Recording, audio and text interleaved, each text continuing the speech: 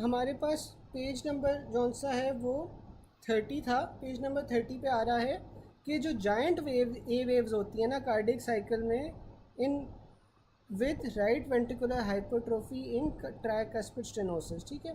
तो tricuspid stenosis के अंदर आपको जायंट ए वेव्स मिलती है, जबकि माइट्रल स्टेनोसिस के अंदर क्या मिलता है? कोई मुझे बता सकता है कि माइट्रल स्टेनोसिस के अंदर आपके पास ए वेव्स को क्या होता है? आप लोग चैट बॉक्स में बता सकते हैं कि माइट्रल स्टेनोसिस में ए वेव्स को क्या होगा?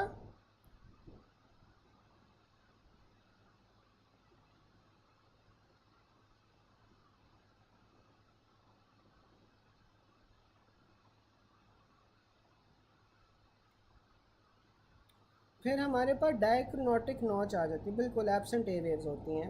फिर हमारे पास डायक्रोनोटिक नॉच आ जाती है। डायक्रोनोटिक नॉच जौन सी जेवीपी में आपको कब मिलती है? अयोटिक वाल्व के क्लोजर से मिलती है। लार्ज ए वेव्स अगेन ट्राइकस्पिड स्टेनोसिस से मिलेगी। जो सी वेव्स है, सी वेव्स आपको क्या दिखाती हैं? Closure of tricuspid valves. और सी वेव्स आपके पास कब प्रेजेंट होती हैं? सी वेव्स आपके पास वेंट्रिकुलर कंट्रैक्शन के अंदर प्रेजेंट होती हैं। विच JVP wave will be absent in mitral stenosis, तो वो हमारे पास ए वेव्स आती हैं। सी वेव्स जौन सी हैं वो आपके पास राइट वेंट्रिकुलर कंट्रैक्शन को जौन सी रिप्रेजेंट करेंगी। वी वेव्स जौन सी होती हैं वो आइसोवॉल्यूमेट्रिक रिलैक्सेशन को रिप्रेजेंट करेंगी। अब वी वेव्स आपके पास क्या था? वी वेव्स आपके पास क्या दिखा रही थी? किसी को याद है कि वी वेव्स क्या रिप्रेजेंट कर रही थी JVP के ऊपर? हमने जो टेबल में पढ़ा था, वी वेव्स क्या चीज़ रिप्रेजेंट कर रही थी?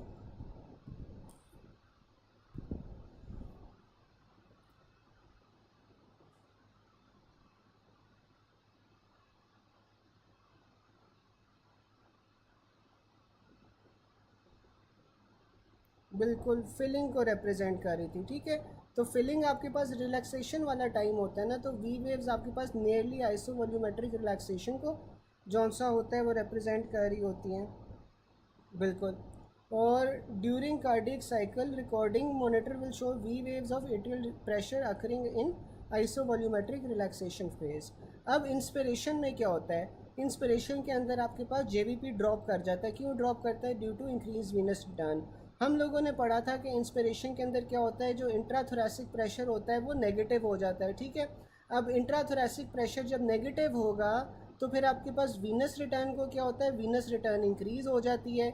जब वीनस रिटर्न इंक्रीज़ होगी इसका क्या मतलब है कि ज़्यादा ब्लड जो है वो हार्ट की तरफ जा रहा है। तो जब हार्ट में ज़्यादा ब्लड जाएगा तो आपके पास जो जगुलर वीनस प्रेशर है या जो जगुलर वेन में ब्लड है वो सारा एम्प्टी हो जाएगा ना, वो सारा हाली होकर हार्ट की तरफ चला जाएगा। तो इस वजह से इंस्पिरेशन के अंदर आपके पास JVP फिर ड्रॉप कर जाती है। Increase JVP due to increase in resistance, ठीक है। तो जब आपके पास वीनस रेजिस्टेंस जो सी है वो बढ़ जाएगी तो तब आपको JVP बढ़ी हुई नज़र आएगी, ठीक है। फिर आपके पास ECG में P wave is replace by irregular waves, QRS is present irregularly, rhythm is irregular. तो ये आपके पास क्या है? एट्रियल फिब्रिलेशन है। एट्रियल फिब्रिलेशन के अंदर आपके पास P वेव्स नहीं होती, ठीक है।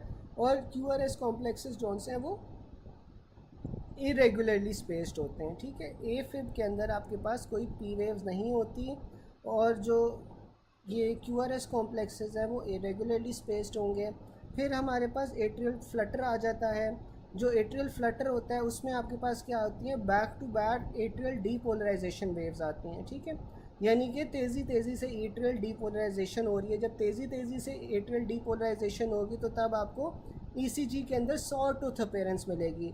इसकी ट्रीटमेंट क्या होती है कि आप कैथेटर से जो आपके पास फालतू की वेव्स होती हैं या जो तेज़ी से डीपोलराइजेशन होती है उसे ख़त्म कर देते हैं, तो कैथेटर एब्लेशन कौन सा होता है इसका ट्रीटमेंट होता है। फिर आपके पास वेंट्रिकुलर फिब्रिलेशन आ जाती है। अब वेंट्रिकुलर फिब्रिलेशन में क्या होता है कि एक एरेटिक रिदम होता है जिसमें आपके पास कोई आइडेंटिफाइबल वेव्स नहीं होती, ठीक है। कोई आइडेंटिफाइबल वेव्स होती ही नहीं है और ये फेटल होता है विदाउट इमीडिएट CPR और डिफिब्रिलेशन, ठीक है। तो इसके अंदर आपके पास आपने इमीडिएटली जो है वो CPR देना और साथ में डिफिब्रिलेट करना है पेशेंट को। अच्छा, मुझे कोई चैट बॉक्स में बता सकता है वो कौन सी वेव्स होती हैं जो आपके पास शॉकेबल वेव्स होती हैं जिसमें आप शॉक दे सकते हो? तो मुझे चैट बॉक्स में बता सकते हैं कि शॉकेबल वेव्स आपके पास कौन कौन सी होती हैं?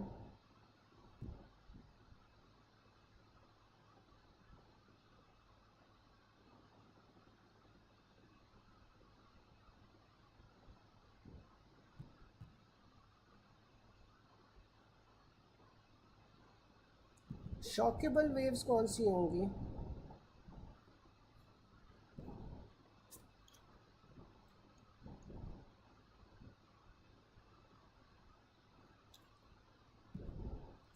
वेंट्रिकुलर फिब्रिलेशन और वेंट्रिकुलर टैकीकार्डिया, बिल्कुल डॉक्टर आयना ने सही बताया है कि वी फिब और साथ में आपके पास वेंट्रिकुलर टैकीकार्डिया जौन सी होती है ना, ये दोनों शॉकेबल वेव्स होती हैं, ठीक है।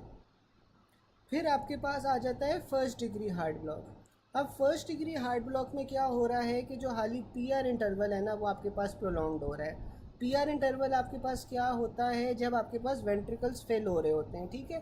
तो पी आर इंटरवल जौन सा होता है एट्रियल सिस्टली और वेंट्रिकुलर सिस्टली के दरमियान में जो आपके पास टाइम होता है ना उसे आप पी आर इंटरवल कहते हो, जब वेंट्रिकल्स फेल हो रहे हैं, ठीक है। तो जो फर्स्ट डिग्री हार्ट ब्लॉक है उसमें हाल ही आपके पास पी आर इंटरवल बढ़ता है और वो ग्रेटर देन 200 मिली सेकेंड्स आपके पास हो जाता है। फिर आपके पास सेकेंड डिग्री हार्ट ब्लॉक होता है। अब जो सेकेंड डिग्री हार्ट ब्लॉक है ना इसमें आपके पास ड्रॉप बीट्स आना शुरू हो जाती हैं, ठीक है। In this condition drop beats occur because some impulses from the atria fail to conduct into the ventricles, ठीक है। तो लाइक एट्रिया 3 से 4 बार कॉन्ट्रैक्ट किया है जबकि वेंट्रिकल जोन से वो एक बार कॉन्ट्रैक्ट कर रहे हैं, तो वो जो 3 से 4 आपके पास ड्रॉप बीट्स हो रही है ना वो आपके पास सेकेंड डिग्री हार्ट ब्लॉक में होती हैं। फर्स्ट डिग्री में हाल ही आपके पास पी आर इंटरवल इंक्रीज़ हो रहा है। अच्छा, अब जो सेकंड डिग्री हार्ट ब्लॉक है ना इससे आप दो में डिवाइड कर देते हो, मोबिट्स टाइप 1 और मोबिट्स टाइप 2 के अंदर। अब जो मोबिट्स टाइप 1 है ना इससे आप क्या कहते हो, वेंकी बैक फिनोमेना कहते हो। जो मोबिट्स टाइप 2 है वो आपके पास आ जाता है। अब जो मोबिट्स टाइप 1 है ना इसमें क्या होता है कि पी आर इंटरवल की लेंथनिंग भी हो रही होती है और साथ में आपके पास ड्रॉप बीट्स भी आ रही होती हैं, ठीक है। जबकि जो मोबिट्स टाइप 2 है, मोबिट्स टाइप 2 के अंदर आपके पास पी आर इंटरवल जौन सा होता है वो लेंथन नहीं होता, वो नॉर्मल रहता है, जबकि आपके पास हाली ड्रॉप बीट्स आ रही होती हैं। It is characterize by a drop beat without progressive lengthening of P R interval. और जो second degree Mobitz type heart block होता है ना ये आपके पास फिर कंप्लीट हार्ट ब्लॉक के अंदर भी चेंज हो सकता है। अब जो थर्ड डिग्री हार्ट ब्लॉक होगा वो उसमें आपके पास कंप्लीट हार्ट ब्लॉक होता है। अच्छा, मुझे कोई बता सकता है कि एट्रियल रीपोलराइजेशन आपको इनमें से कौन से डिग्री हार्ट ब्लॉक में मिलती है? एट्रियल रीपोलराइजेशन आपको ईसीजी के अंदर इनमें से कौन से डिग्री हार्ट ब्लॉक के ऊपर नज़र आएगी? कि मुझे चैट बॉक्स में बता सकता है?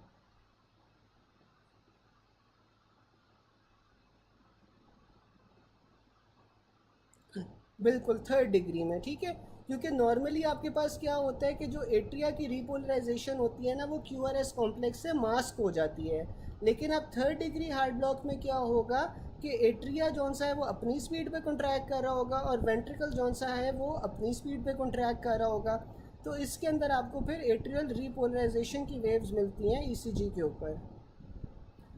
अच्छा, फिर third degree heart block is characterized by no conduction through the atrioventricular node, so the atria and ventricle beat independently, ठीक है।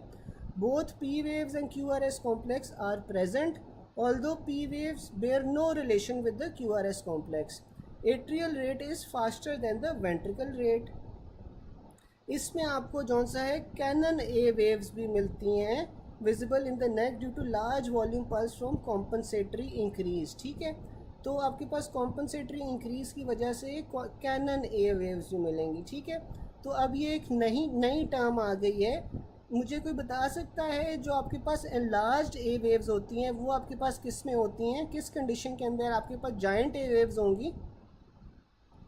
जायंट ए वेव्स आपको किस कंडीशन में मिलेंगी, कोई बता सकता है?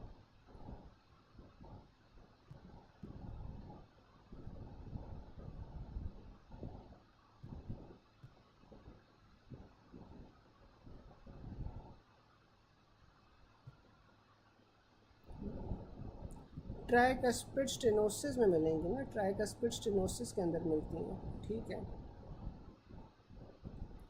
ट्राइकस्पिड स्टेनोसिस में आपको मिलती हैं, बिल्कुल। अब जायंट वेव्स ए वेव्स और कैनन ए वेव्स में ना फ़र्क है, ठीक है। तो ये आप लोगों ने ना सीपीएसपी इस तरह कंफ्यूज करता है कि जायंट ए वेव्स आपने याद रखना है कि वो ट्राइकस्पिड स्टेनोसिस के साथ एसोसिएटेड है, जबकि आपके पास जो कैनन ए वेव्स है ना, कैनन ए वेव्स आपके पास थर्ड डिग्री हार्ट ब्लॉक के साथ एसोसिएटेड है, ठीक है। तो दोनों में फ़र्क है।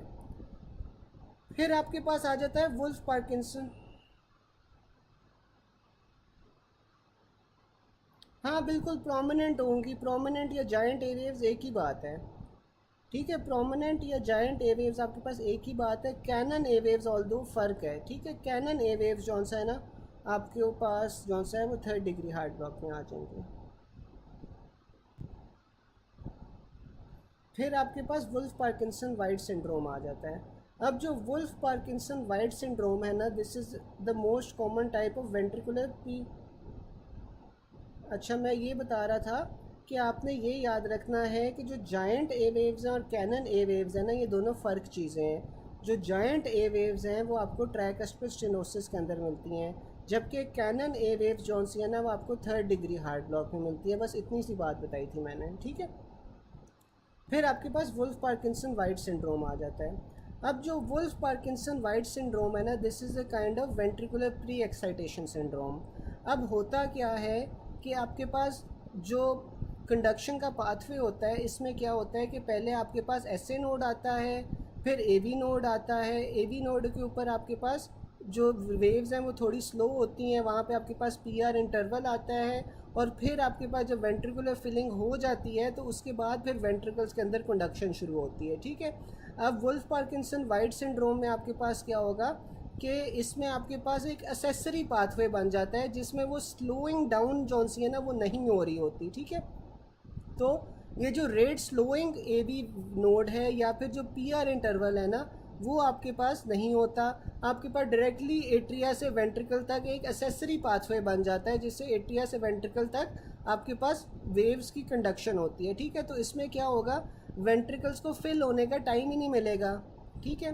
तो इसमें क्या होता है, अब normal accessory conduction pathway from atria to ventricle bypass is the rate slowing A V node.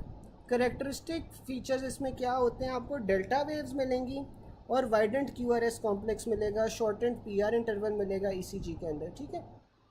तो वुल्फ पार्किंसन वाइट सिंड्रोम में आपको ई सी जी में क्या मिल रहा है, डेल्टा वेव्स मिल रही हैं, वाइडेंट क्यू आर एस कॉम्प्लेक्स मिल रहा है और शॉर्टेंड पी आर इंटरवल मिल रहा है ई सी जी के अंदर। फिर आपके पास बायफेसिकुलर और ट्राईफेसिकुलर ब्लॉक्स आ जाते हैं। अच्छा मुझे ये बताओ कि आपने बायफेसिकुलर और ट्राईफेसिकुलर ब्लॉक्स पढ़े हैं अभी तक?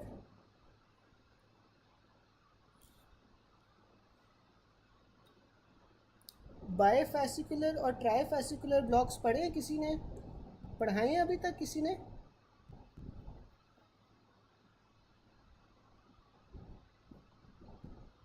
अच्छा चले। अब जो आपके पास कंडक्शन पाथवे होता है ना, कंडक्शन पाथवे के अंदर आपके पास ये जो 3 बंडल्स होते हैं, ठीक है। आपके पास 3 बंडल्स होते हैं। राइट बंडल ब्रांच होती है एक, ठीक है, और जो लेफ़्ट बंडल ब्रांच होती है ना वो आपके पास 2 में डिवाइड हो जाती है। Left bundle branch block, left bundle branch जौन सी है वो इंटीरियर और पोस्टीरियर डिविजन्स के अंदर डिवाइड हो जाती है, ठीक है। जब आपके पास एट्रिया से वेंट्रिकल्स तक कंडक्शन सिस्टम जाना है ना, तो आपके पास वो बंडल ब्रांचेस के थ्रू जाता है, और 3 बंडल ब्रांचेस होती हैं।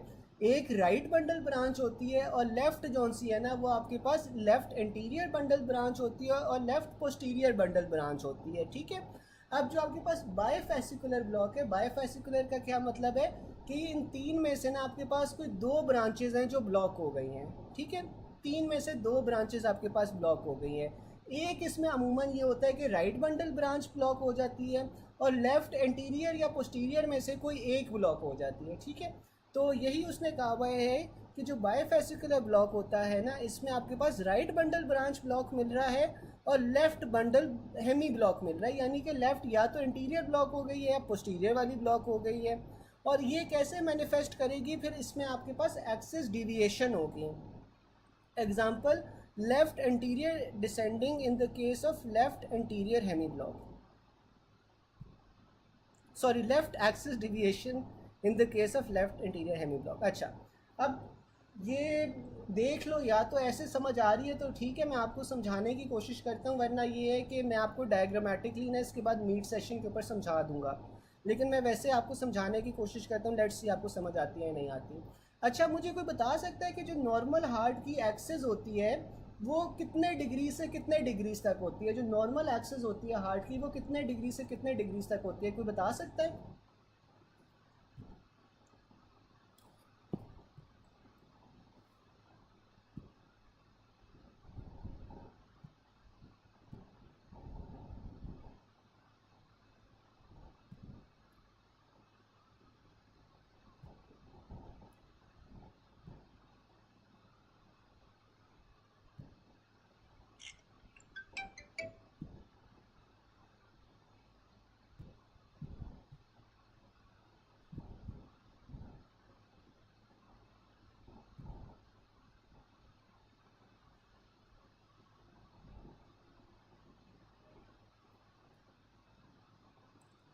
बिल्कुल, -30 से +90 तक होती है, -30 से +90 तक होती है। मैंने आप लोगों को ना ग्रुप में एक पिक्चर भी भेजी है, वो भी आप साथ साथ देख सकते हो कि जो आपके पास नॉर्मल एक्सिस होती है ना हार्ट की, वो -30 से +90 तक होती है। ठीक है, ये आपके पास नॉर्मल एक्सिस है हार्ट की।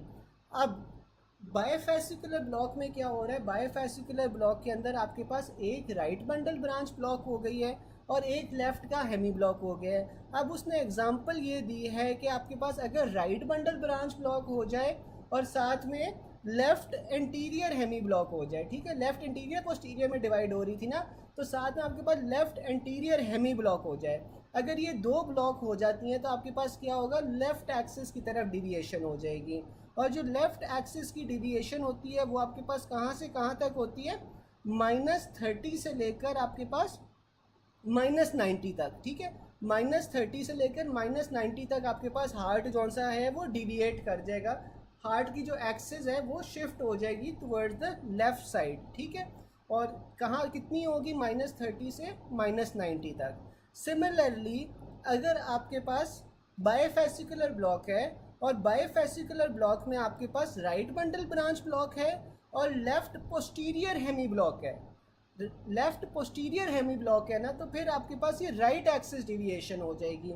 और जो राइट एक्सिस डिविएशन है वो कहाँ से कहाँ तक होती है, +90 से +180 तक होती है। ठीक है, तो बायफेसिकुलर ब्लॉक में अगर आपके पास राइट बंडल ब्रांच ब्लॉक हो रही है और लेफ्ट पोस्टीरियर लेफ्ट जो पोस्टीरियर बंडल ब्रांच ब्लॉक है वो हो रहा है, तो आपके पास राइट एक्सिस पे डिविएट कर जाएगा। और जो राइट एक्सिस की डिविएशन है वो आपके पास कहाँ से कहाँ तक होती है, +90 से लेकर 180 डिग्रीज तक राइट साइड पे आपके पास हार्ट जौन सा है वो डिविएट कर जाएगा। ये वाली बात सबको समझ आ गई, बायफेसिकुलर ब्लॉक समझ आ गया।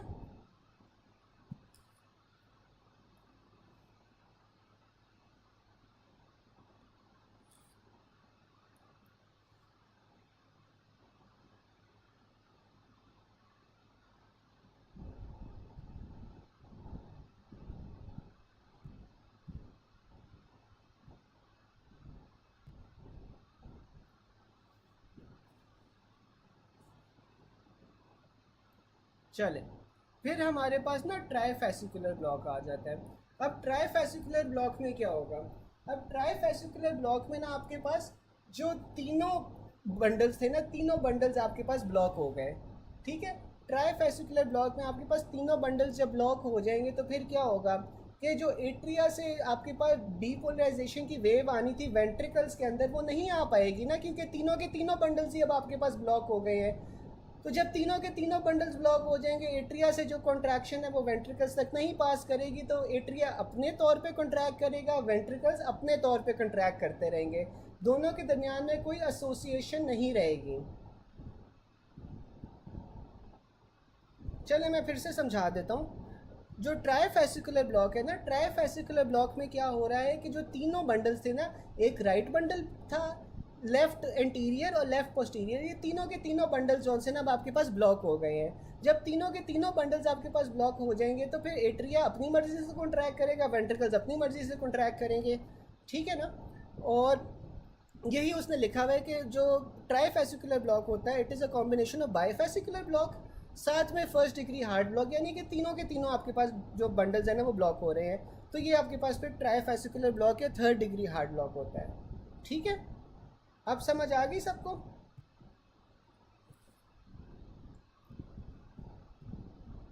हाँ बिल्कुल, बिल्कुल बिल्कुल।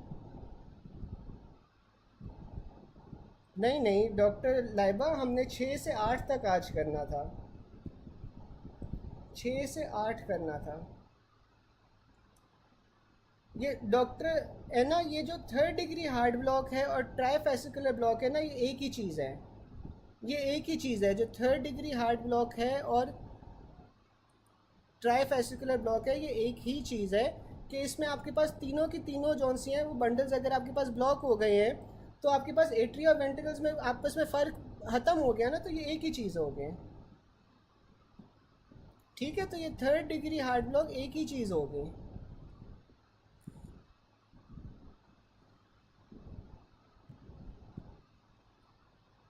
मगरिब की नमाज का हम ब्रेक ले लेते हैं, मगरिब की नमाज का हम ब्रेक ले लेंगे, लेकिन ये है कि हमने 8 बजे तक आज पढ़ना है, क्योंकि वरना यार ख़त्म नहीं होगा।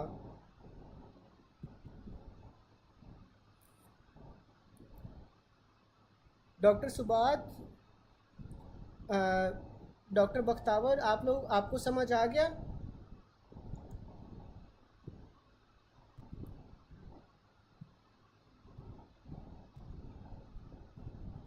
हाँ, इसमें एक्सेस डिविएशन जौन सी है वो इनसिग्निफिकेंट हो जाती है, या फिर इसमें ये होता है कि एक्सट्रीम एक्सेस डिविएशन हो जाएगी। इसमें हम अमूमन एक्सेस डिविएशन की इतनी बात नहीं करते। जो बायोफेसिकुलर होता है ना, बायोफेसिकुलर के अंदर मेनली आपके पास एक्सेस डिविएशन होती है। अभी हम ये पढ़ते हैं, ये अभी हम पढ़ लेते हैं एक्सेस डिविएशन ट्राइफेसिकुलर के साथ ही। अभी हम आगे जाके पढ़ेंगे कि उसमें क्या होता है। अभी बस जितना अभी बताया है उतना देख लो, ठीक है? वो एक्सिस डिविएशन को हम साथ में रिलेट कर लेते हैं, ठीक है?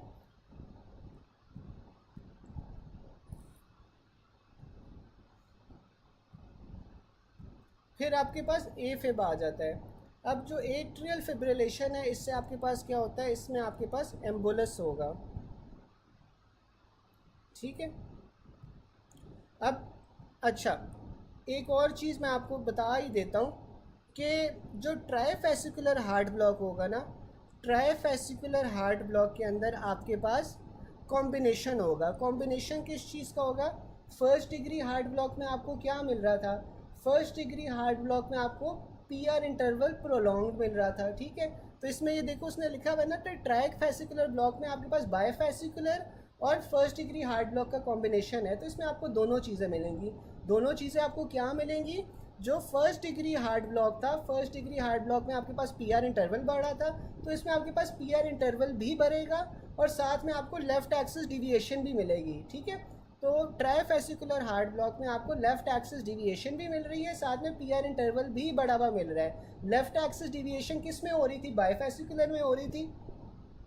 तो इसमें आपको एक बायोफेसिकुलर का भी करेक्टरिस्टिक मिल गया, और फर्स्ट डिग्री हार्ट ब्लॉक में क्या हो रहा था कि पी आर इंटरवल बढ़ रही थी। तो इसमें आपको दोनों चीज़ें मिल जाती हैं। जबकि बायोफेसिकुलर में क्या होता है? बायोफेसिकुलर के अंदर आपके पास पी आर इंटरवल नॉर्मल रहता है, जबकि आपके पास दूसरी चीज़ क्या चीज़ होती है? एक्सिस डिविएशन होती है, ठीक है?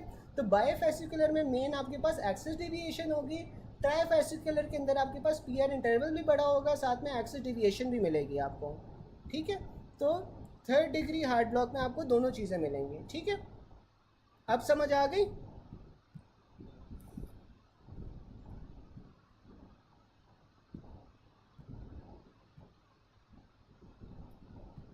डॉक्टर इकरा, बायोफेसिकुलर में दोनों हो सकती हैं। बायोफेसिकुलर में आप सही कह रहे हो कि दोनों हो सकती है। बायोफेसिकुलर में राइट भी हो सकती है, लेफ्ट भी हो सकती है, डिपेंड्स ना कि आपके पास कौन सा ब्लॉक हुआ हुआ है। अगर बायोफेसिकुलर में आपके पास लेफ्ट एंटीरियर ब्लॉक हुआ हुआ है, साथ में राइट बंडल ब्रांच ब्लॉक है, तो तब आपको लेफ्ट एक्सिस डिविएशन मिलेगी। और अगर बायोफेसिकुलर के अंदर आपके पास राइट बंडल ब्रांच ब्लॉक के साथ साथ आपके पास left posterior bundle branch block हुआ हुआ है या हेमी ब्लॉक हुआ हुआ है, तो तब आपको राइट एक्सिस डिविएशन मिलेगी, ठीक है? तो डॉक्टर इकरा, इसमें राइट एक्सेस भी हो सकती है, लेफ्ट एक्सेस भी हो सकती है, लेकिन अमूमन for exam point of view ना आप यही याद रखो कि इसमें लेफ्ट एक्सिस डिविएशन हो रही है जब आपके पास लेफ्ट एंटीरियर हेमी ब्लॉक हुआ हुआ है, साथ में राइट बंडल ब्रांच ब्लॉक हुआ है, जैसे उसने बुक में लिखा हुआ है, ठीक है? बुक में उसने एक ही सिनेरियो दिया हुआ है ना, तो वो एक ही सिनेरियो आप अभी याद रखो फिलहाल, कि जब आपके पास लेफ्ट इंटीरियर हेमी ब्लॉक हो रहा है, साथ में राइट बंडल ब्रांच ब्लॉक हो रहा है, तो तब आपके पास लेफ्ट साइड के ऊपर एक्सिस डिविएशन होगी। और लेफ्ट साइड पे एक्सिस डिविएशन के साथ साथ अगर पी आर इंटरवल भी बढ़ा है, तो फिर कौन सा ब्लॉक होगा? कोई मुझे चैट बॉक्स में बता सकता है कि अगर आपके पास लेफ्ट एक्सिस डिविएशन के साथ साथ पी आर इंटरवल भी बढ़ गया, तो फिर आपके पास कौन सा ब्लॉक होगा?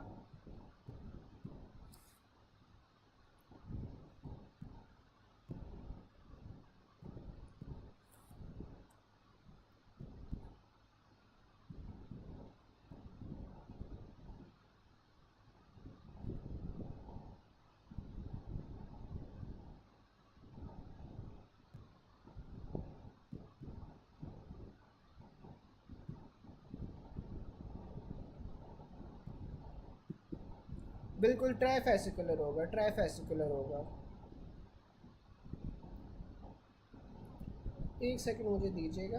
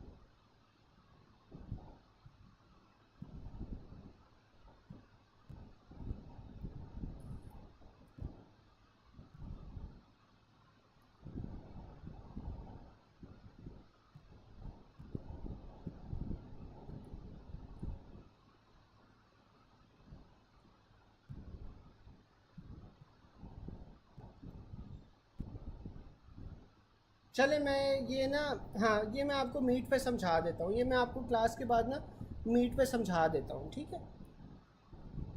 चले फिर आगे चलते हैं कि एट्रियल फिब्रिलेशन जो सी होती है, एट्रियल फिब्रिलेशन में आपके पास एम्बोलस बनने का चांसेस होते हैं, ठीक है, क्योंकि एट्रिया जो है वो आपके पास सही तरह कॉन्ट्रैक्ट नहीं कर रहा, एट्रिया सही तरह कॉन्ट्रैक्ट नहीं कर रहा, तो इस वजह से आपके पास एम्बोलस बनेगा। Patient has mitral stenosis develop atrial fibrillation, most suitable finding आपके पास क्या होगी कि पेशेंट है उसे माइट्रल स्टेनोसिस है, उसके बाद उसे एट्रियल फिब्रिलेशन हो गई है, ठीक है।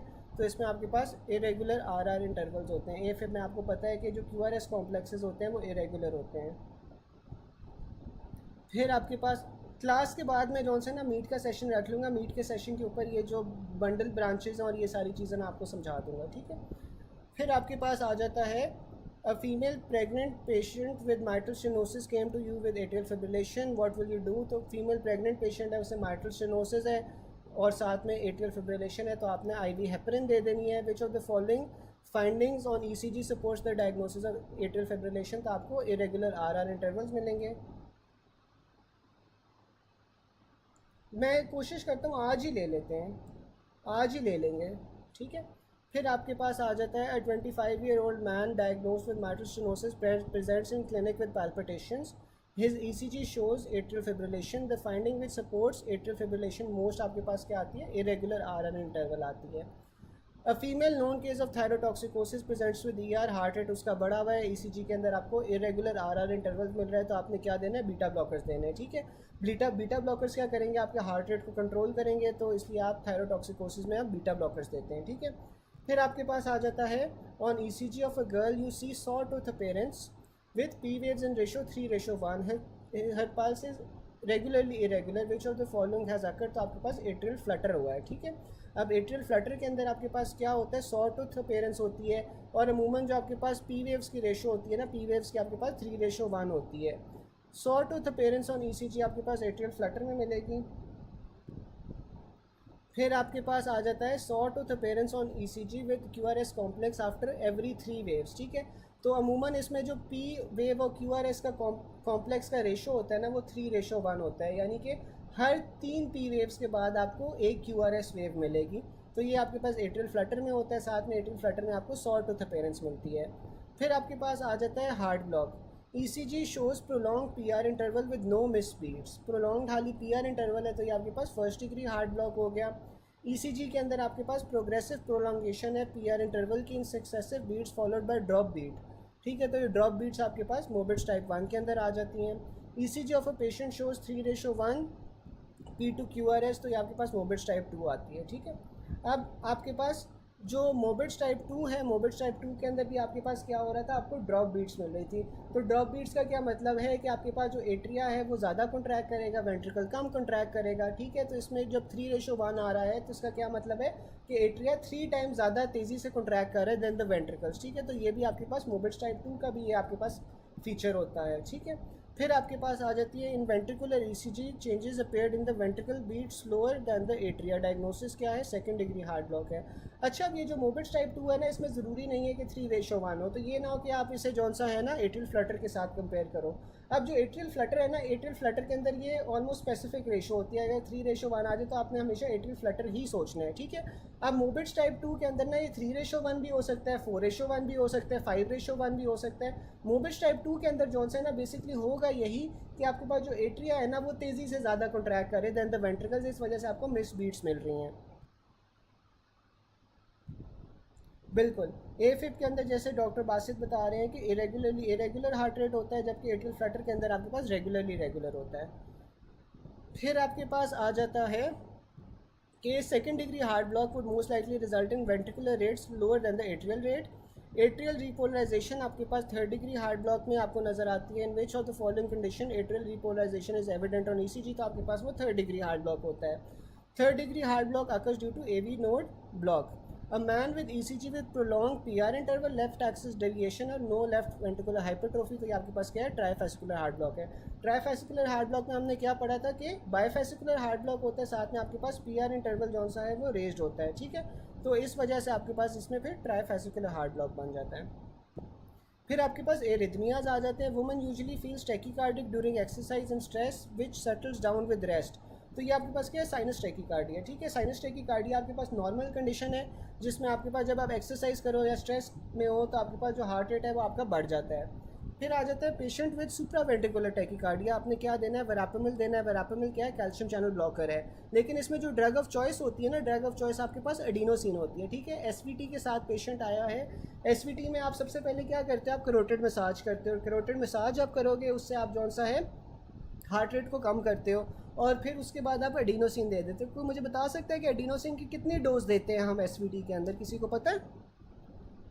एसवीटी के अंदर एडिनोसिन कितनी दोगे आप?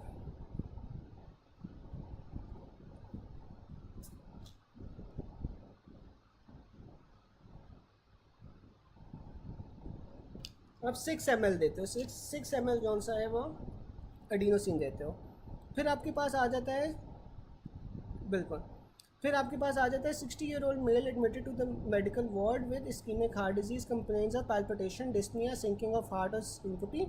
ईसीजी के अंदर, ईसीजी के अंदर आपके पास जौन सा है वो अबनॉर्मल क्यूआरएस कॉम्प्लेक्सेस मिले हैं विद रेट बिटवीन 140 to 200 पर मिनट। बेस्ट ट्रीटमेंट आपके पास क्या है, लाइडोकेन है।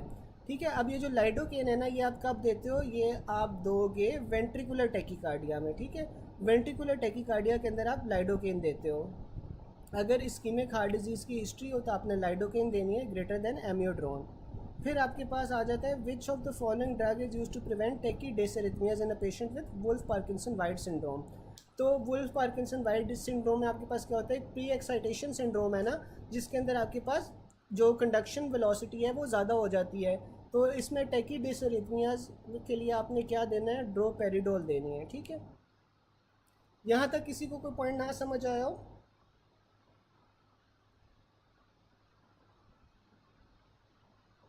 फिर आपके पास ना आगे आ रहा है left axis deviation on ECG. तो अगर आपके पास लेफ़्ट एक्सिस डिविएशन है तो इसका क्या मतलब है कि राइट वेंट्रिकुलर टिश्यू डैमेज हुआ हुआ है। फिर absent P waves on ECG occurs in nodal rhythm, ये भी हमने कल पढ़ा था। री एंट्री सर्किट आपके पास कब मिलता है आपको, पैरोक्सिस्मल नोडल टैकीकार्डिया के अंदर आपके पास री एंट्री सर्किट्स मिलते हैं। Note re entry circuits is present in many supraventricular arrhythmias, लेकिन बेस्ट ऑप्शन इसमें आपके पास पैरोक्सिस्मल नोडल टैकीकार्डिया है। ठीक है, फिर आपके पास एमआई आ जाता है। A patient complains of chest pain for more than 30 minutes. ECG के अंदर आपके पास V1 से V4 में चेंजेस मिल रही हैं, तो ये आपके पास इंटीरियर वॉल एमआई को डिनोट करेगा। ठीक है, अब आपके पास ना सबसे पहले आर्टीरियल सप्लाई आ जाती है जो हार्ट की होती है। जो कॉर्नरी आर्टरीज होती है ना, वो आपके पास दो में डिवाइडेड होती हैं। एक लेफ़्ट कॉर्नरी आर्टरी होती है, एक राइट कॉर्नरी आर्टरी होती है। अब जो राइट कॉर्नरी आर्टरी है ना, ये आपके पास आगे की तरफ जाके ये जौन सा है आपके पास राइट वेंट्रिकल से जाके पीछे की तरफ चली जाती है। पीछे की तरफ जाके ये आपके पास एवी नोड को सप्लाई करती है। एवी नोड को सप्लाई करने के बाद ये आपके पास पोस्टीरियर इंटरवेंट्रिकुलर आर्टरी बन जाती है। ठीक है, जबकि जो लेफ़्ट कॉर्नरी आर्टरी होती है दो में डिवाइड होती है। लेफ़्ट इंटीरियर डिसेंडिंग जौन सी है वो दोनों वेंट्रिकल्स के दरमियान में रन करती है, लेफ़्ट और राइट वेंट्रिकल के दरमियान में रन करेगी। ठीक है, और इंटीरियर सरफेस को या सेप्टल सरफेस को ये आपके पास लेफ़्ट इंटीरियर डिसेंडिंग सप्लाई कर रही होती है। दूसरी आपके पास जो लेफ़्ट कॉर्नरी आर्टरी की ब्रांच होती है that is the left circumflex artery. ठीक है, अब जो लेफ़्ट सर्कमफ्लेक्स आर्टरी होती है वो आपके पास वाइंड करती है बिटवीन द लेफ़्ट एट्रिया और लेफ़्ट वेंट्रिकल के दरमियान में ये रन कर रही होती है। ठीक है, और जो लैटरल बॉर्डर होता है हार्ट का उससे लेफ़्ट सर्कमफ्लेक्स पर आपके पास लेफ़्ट लैटरल बॉर्डर को आपके पास लेफ़्ट सर्कमफ्लेक्स आर्टरी सप्लाई कर रही होती है। फिर हम एरियाज़ देख लेते हैं कौन कौन से इन्वॉल्व हैं। अगर आपके पास सेप्टल या इंटीरियर एरिया इन्वॉल्व है तो आर्टरी कौन सी होगी आपके पास, लेफ़्ट इंटीरियर डिसेंडिंग होगी, क्योंकि ये सामने की तरफ रन कर रही होती है। It is a branch of the left coronary artery, और सबसे कॉमनली अक्लूड भी आपके पास लेफ़्ट इंटीरियर डिसेंडिंग आर्टरी ही होती है। ठीक है, अब सेप्टल है तो सेप्टल में ईसीजी में कैसे रिप्रेजेंटेशन होगी, आपके पास V1 और V2 लीड्स में आपके पास जौन सी है ST एलिवेशन मिलेगी। अगर इंटीरियर सेगमेंट आपके पास या इंटीरियर एरिया हार्ट का इन्वॉल्व है तो आपके पास V3 या V4 के अंदर जौन सा है आपको ST एलिवेशंस मिलेंगी। आर्टरी दोनों में आपके पास लेफ़्ट इंटीरियर डिसेंडिंग की होगी। फिर आपके पास लैटरल लीड्स आ जाती हैं। अब जो लैटरल लीड्स हैं ना, इसमें आपके पास क्या होगा, लीड 1 के अंदर आपके पास ST एलिवेशंस होंगी, AVL के अंदर और V5 V6 के अंदर। और लैटरल लीड है तो इसमें आपके पास आर्टरी लेफ़्ट सर्कमफ्लेक्स हो जाएगी। इंफीरियर लीड्स में आपके पास 2-3 AVF आ जाता है, ठीक है। और आपके पास आर्टरी कौन सी होती है, राइट कॉर्नरी आर्टरी होती है। अब अगेन आपके पास वही लिखा हुआ है कि सेप्टल के अंदर आपके पास V1 V2 हो जाएगी, इंटीरियर में आपके पास V3 V4 हो जाएगी, और फिर आपके पास लैटरल लीड्स के अंदर आपके पास AVL आ जाती है, L फॉर लैटरल, और साथ में आपके पास V5 V6 आ जाएगी और लीड 1 आ जाएगी, ठीक है। और इंफीरियर के अंदर आपके पास 2-3 AVF आ जाती है। First point of this page. जी बिल्कुल, देखिए ना, जब आपके पास राइट वेंट्रिकल डैमेज हुआ हुआ है, राइट वेंट्रिकल डैमेज होने की वजह से हार्ट जौन सा है वो लेफ़्ट की तरफ डिविएट कर जाएगा, ठीक है। आपके पास लेफ़्ट एक्सिस डिविएशन होगी जब राइट वेंट्रिकुलर टिश्यू डैमेज होगा।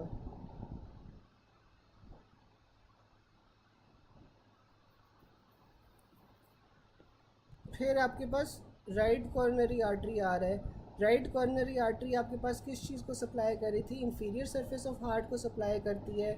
इसके अंदर ईसीजी में कहाँ चेंजेस आते हैं, 2-3 AVF के अंदर चेंजेस आते हैं। ECG show changes in 2-3 AVF, तो इंफीरियर वॉल MI है। राइट हेमिकोलेक्टमी आपने की है पेशेंट की, उसके बाद आपको 5 mm ST एलिवेशन नज़र आ रही है लीड 2 के अंदर, तो ये राइट कॉर्नरी आर्टरी की ब्लॉकेज हुई है। फिर आपके पास आ जाता है कि patient presented to ER with crushing chest pain for last 1 hour. ECG के अंदर आपके पास ST सेगमेंट एलिवेशन है 2-3 AVF में, तो इंफीरियर वॉल MI है। ST segment elevation in lead 2 आपके पास राइट कॉर्नरी आर्टरी जौन सी है वो इन्वॉल्व हुई है। फिर the inferior wall MI is which artery is likely to be blocked, तो आपके पास राइट मार्जिनल है, ठीक है। Artery involve in inferior wall MI right marginal है। जो राइट मार्जिनल है ना, ये आपके पास बेसिकली राइट कॉर्नरी आर्टरी की ही ब्रांच होती है, ठीक है।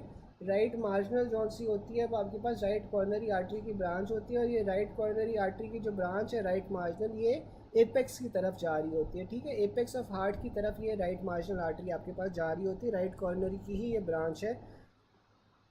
फिर आपके पास आ जाता है patient having ST elevation in lead 2 and complete heart block vessel involve, आपके पास राइट कॉर्नरी आर्टरी होगी, ठीक है, क्योंकि 2-3 AVF आपके पास इंफीरियर वॉल MI होता है। Sinus artery again is a branch of the right coronary artery. फिर आपके पास लेफ़्ट इंटीरियर। चले, मगरिब का टाइम हो गया है, बस मैं ये कंप्लीट कर लूँ 3 पॉइंट्स, फिर हम ब्रेक ले लेते हैं, ठीक है। जो आपके पास लेफ़्ट इंटीरियर डिसेंडिंग है ना, लेफ़्ट इंटीरियर डिसेंडिंग में आपके पास क्या होता है कि लीड V4 के अंदर अगर ST एलिवेशन मिल रही है तो V3 V4 आपके पास जौन सी है वो इंटीरियर सरफेस को सप्लाई करती है, और ये आपके पास लेफ़्ट इंटीरियर डिसेंडिंग आ जाएगी। ECG changes in lead V4 involvement of which vessel, तो आपके पास लेफ़्ट इंटीरियर डिसेंडिंग आ जाएगी। अगर एपेक्स ऑफ हार्ट का इन्फाक्शन हुआ है तो अगेन आपके पास लेफ़्ट इंटीरियर डिसेंडिंग आ जाएगी। फिर हमारे पास लेफ़्ट सर्कमफ्लेक्स आर्टरी आ जाती है। दो लेफ़्ट सर्कमफ्लेक्स आर्टरी आपके पास जौन सा है वो लेफ़्ट एट्रियम और लेफ़्ट वेंट्रिकल को सप्लाई कर रही है। लोअर सेगमेंट ऑफ हार्ट के अंदर ब्लॉकेज है या इन्फार्क्ट है तो लेफ़्ट सर्कमफ्लेक्स आर्टरी होगी। जो राइट बंडल ब्रांच ब्लॉक है, राइट बंडल ब्रांच है, उससे आपके पास लेफ़्ट कॉर्नरी आर्टरी सप्लाई कर रही होती है, ठीक है। Blood supply of the heart आपके पास क्या आ जाती है, 2 coronary arteries, auricular, atrio ventricular, septal, ये सारी आर्टरीज जौन सी हैं वो ब्लड सप्लाई कर रही होती हैं हार्ट को। अब patient develop retrosternal crushing pain for 2 to 3 hours. ECG में आपको ST एलिवेशन मिली है। इंटीरियर लिम्ब लीड्स में कार्डिक एंजाइम नॉर्मल है, तो ये आपके पास अक्यूट MI है, क्योंकि इनिशियली आपके पास जो 2 से 3 घंटे होते हैं उसमें कार्डिक एंजाइम्स नॉर्मल हो जाते हैं, लेकिन जो ECG होती है तब आपके पास सबसे ज़्यादा रेलेवेंट टेस्ट होता है। आपने ECG के अंदर डायग्नोज कर लेना है कि पेशेंट को MI हो रहा है, ठीक है। चलें, अभी आप लोग मगरिब का ब्रेक ले लें, हम 10 से 15 मिनट तक में दोबारा से फिर कंटिन्यू करते हैं। मैं दोबारा से जौन सा जी एपेक्स को जौन सा है ना, एपेक्स को आपके पास मार्जिनल भी सप्लाई करती है, लेकिन मार्जिनल के साथ साथ लेफ़्ट इंटीरियर डिसेंडिंग भी सप्लाई करती है, ठीक है। इसमें आपने लेफ़्ट इंटीरियर डिसेंडिंग को प्रेफर करना है ओवर मार्जिनल, ठीक है डॉक्टर इकरा, तो सॉरी डॉक्टर बख्तावर, इसमें आपने जौन सा एपेक्स के लिए ना आपने लेफ़्ट इंटीरियर डिसेंडिंग को प्रेफर करना ओवर राइट मार्जिनल, ठीक है। दूसरा है कि लोअर सेगमेंट ऑफ हार्ट को राइट कॉर्नरी आर्टरी की ब्रांच पोस्टीरियर डिसेंडिंग नहीं सप्लाई करते। लोअर सेगमेंट ऑफ हार्ट को नहीं, जो पोस्टीरियर डिसेंडिंग होती है वही बेसिकली आपके पास सप्लाई कर रही होती है, लेकिन उससे पहले आपके पास ना जौन सी है वो राइट मार्जिनल भी आती है, ठीक है। तो ये दोनों आपके पास बेसिकली सप्लाई कर रही होती हैं, ठीक है। राइट मार्जिनल पहले आ जाती है, उसके बाद आपके पास फिर ये पोस्टीरियर जौन सी है डिसेंडिंग आर्टरी आती है, ठीक है। पोस्टीरियर डिसेंडिंग आर्टरी बाद में जाके आती है, ठीक है। चले अभी नमाज का ब्रेक ले लेते हैं 10-15 मिनट का। 10-15 मिनट के अंदर मैं लिंक दोबारा से शेयर करता हूँ, तो फिर हम दोबारा से कंटिन्यू करते हैं यहीं से, ठीक है। अल्लाह हाफिज़।